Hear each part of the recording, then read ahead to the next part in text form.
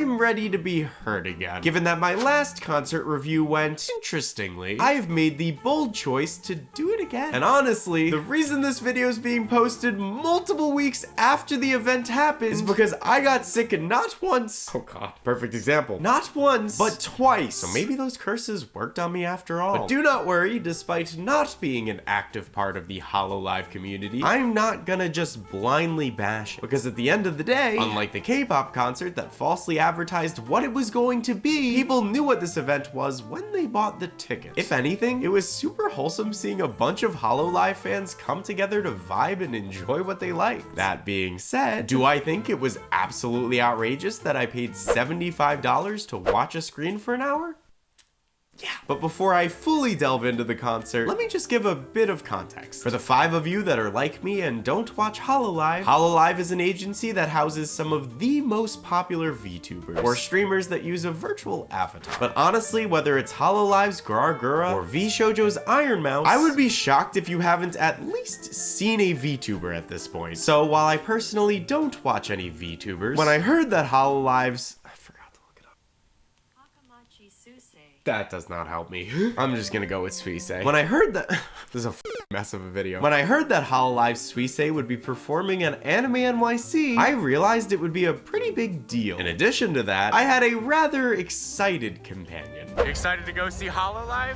Yeah, dude, let's go. But despite Taco's enthusiasm, what I didn't realize is just how popular the concert would actually be. Despite the concert taking place at the Javits Center's main stage, the main spot for Anime NYC's most popular panels, this event had its own tickets, with ticket sales starting on September 28th. And for context, Anime NYC was November 17th through 20th. Tickets were $95 for VIP, $75 for gold, $50 for silver, and $30 for general admission. And if you look at the seating chart, the venue's actually not that big, so it's a pretty large price range for what's realistically not a huge difference in view. And keep in mind, you also needed at least a Friday badge to even get into the building, which cost $68 minimum. But since the seats weren't elevated and Taco genuinely wanted the best seats possible, we spared no expense to go to this. However, despite getting a pretty good position in the online queue system, VIP sold out before I was even able to check out. So yeah, that was enough for me to realize that Hololive fans are quite passionate. Regardless, we still ended up with 3 gold tickets and a $245 hole burnt straight into my wallet. Now, did anyone force me to buy these $75 tickets? I mean, kinda, cause Taco wanted to get the best seats possible, but I still could have said no or just not gone with him. That being said, even with my expectations for this concert being incredibly low, there were still a few hiccups here and there that kinda threw me off. For one, there was a major lack of communication about anything that was going on. And despite ticket sales taking place on September 28th, there were not many updates sent about this concert. To the point where it was a week before the con and we were trying to make dinner reservations with other creators and we couldn't figure out the time of the concert. Nowhere on the tickets, the ticket confirmation page, or the official Hololive at Anime NYC website did it say when the concert was. It was only under the general programming page for all of the panels, most of which were the free ones that anyone could go to. Could you see that it was a 1-hour concert from 8:30 to 9:30, which feels short for the price point, but we will get to that. They did finally send out an email on November 14th, 3 days before the concert, but even this message had some blatantly incorrect information. For example, part of it discussed ticket pickup, and we had to scan a QR code at a desk to receive a wristband for our section. Fine. It originally said we had to go to Hall 1A to get our wristbands, but that was just entirely untrue. I realized that when I attempted to pick up my autograph wristbands, only to realize that Hall 1A was completely empty. Wasn't even being used by the con. In reality, they had set up the desk in an entirely different spot in the basement, and they didn't alert anyone of this until right before the concert. Not a huge deal, but more importantly, they initially said that lineup would start at 8 p.m., so 30 minutes before the concert. This is a very important detail given that even though we had gold tickets, seats within each section were first come first served, meaning that knowing when to line up directly corresponded with where we would sit. Despite this, when we arrived at 7:55 p.m., we felt like we were late because the entire gold middle section was already taken. If I was genuinely a passionate fan that had just spent $75 for premium seating, I would have been very angry that all of the best seats were already taken before we were supposed to be there. And despite the website claiming that gold section could sit wherever they wanted except for VIP, they were actively stopping people from sitting in the silver middle. And sure, there were screens both on the sides and in the middle, but because of where we were relegated to, it didn't feel like I went to a Hololive concert. It felt like I was sitting 20 feet from a Hololive concert. The middle section was absolutely crazy. People were going wild in that section. Keep in mind, I wasn't even allowed to film during the concert, so this is just how crazy they were going between the end of the concert and the encore. It was a sight to watch. And my section, on the other hand, very quietly and awkwardly watched the side screen. Which was fine, honestly. I was exhausted from an entire day at the con, but I do think I would have had a bit more fun if I was right in the action. And that is ultimately the fault of the organizers for lying about what time I was allowed to line up at. The actual stage of the concert was probably as good as a Hololive concert could be. The center stage screen showed her full avatar behind a virtual background of the actual Anime NYC main stage, while the side screen showed a dynamic camera view that was as if a camera crew was actually recording her. That being said,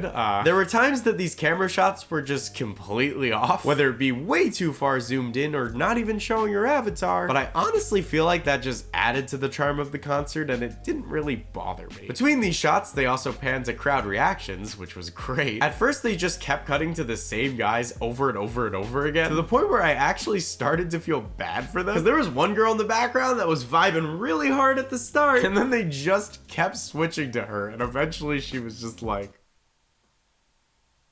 But for me, I think what was most interesting about the concert was how much of it was actually live. Because at the end of the day, I already paid $75 for a 1-hour VTuber concert, so at the very least, my expectation was that all of the singing would be live. And while I cannot directly prove this, I'm under the impression that all of the singing was pre-recorded. I know for a fact that the movements of the avatar were definitely pre-rendered because they were far too smooth compared to the actual live moments that I'll talk about a bit later. But I also think the singing was a bit too good to have all been live. And it's not like her performance itself had like major pitch adjustments or anything like that, but every song was a bit too perfect in both pitch and cadence to have been done completely live in one go in the moment. You would also think that someone in Japan streaming exclusively to a basement in New York would have some type of technical difficulty at some point. Trust me, I've been to enough of these events to see them. So it seems a bit too good to have been truly done in the moment, especially considering that the Javits Center Wi-Fi is not great. But ultimately, if these singing segments do end up being live, you should see it as a compliment more than anything, because she was so good that she thoroughly fooled me. One thing that did seem to be live was the crowd interaction moment. Essentially, between every single song, it would cut to black for a few seconds, and they would either continue to another pre-recorded song, or they would cut to her directly talking to the crowd. And from the way she interacted with the crowd, it did seem like she was responding to the cheers in real time. Don't ask me the logistics of how that worked, I have no idea. That being said, Suisei is on the Japanese side of Hololive, so she doesn't really speak much English. English is very difficult.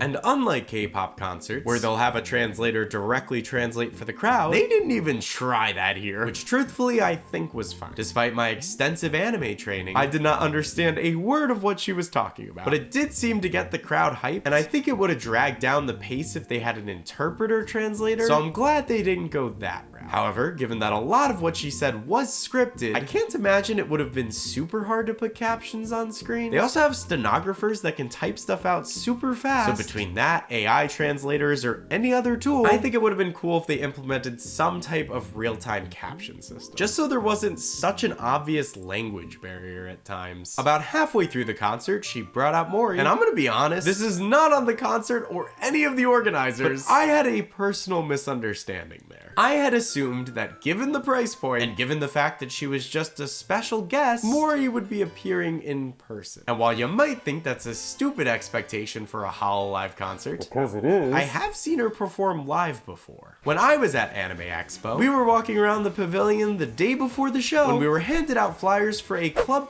party that night. And while I was excited to see one of my favorite artists in Teddy Lloyd, Taka was incredibly excited and just said, Mori's coming? except she was performing at Anime Expo as Demon Dice. Taka knew this, don't get me wrong, but Taka was a big enough fan to recognize Mori's in-person alias and just use the two interchangeably because he was excited to just see her. Again, that's probably on me for not realizing that if it just said Mori, it was gonna be her avatar. And I understand that for contractual reasons, Mori probably can't perform as Demon Dice and Demon Dice can't perform as Mori. I'm honestly not sure if her part was live for the event. It kinda seemed like it was, strangely. I guess it doesn't really matter, but I will say, the mental image of Mori having to be like, okay, from 8:50 to 9:05, I am booked because I am singing 2 songs. It's very funny to me. I've since been informed that they actually perform in Hololive offices and yada yada yada, but it's much funnier to imagine her performance could have been interrupted by an Uber Eats driver. After Mori finished like 2 songs, Suisei proceeded to sing a few more songs before doing her typical, This is my last song. and it wasn't her last song. It's never the artist's last song until they physically turn the lights back on. So of course, people cheered until she ultimately came out for the encore, with the concert ending a bit early at 55 minutes. So what did I think of the concert? The music itself was great. I'm already a J-pop and a Vocaloid fan, so the vibe of her songs were right up my alley. It was also super fun to watch people mosh in the middle section. I just wish there was clearer communication about when to line up so I could have been there myself, although I also might have hated that. Overall, I think it's really cool when a community is able to come together and vibe, even if it's not something I fully understand. That being said, given that it was already $70+ for the convention badge, I think it is absolutely absurd to charge $75 and $95 for those golden VIP tiers, especially for a digital concert that lasts less than an hour when there were in-person Japanese performers that you could watch for free. That being said, those tiers also sold out in like 20 minutes, so clearly Hololive fans are willing to pay that for that ticket. So would I ever go to another Hololive concert? Probably not, unless the tickets were like a quarter of the price. But do I regret going to this one? Absolutely not. I love doing unique things like this, and I hope you guys enjoy hearing me talk about it, because it only means I could do more of them in the future. So if you like this video, make sure to subscribe, because I have a lot of cool things coming up.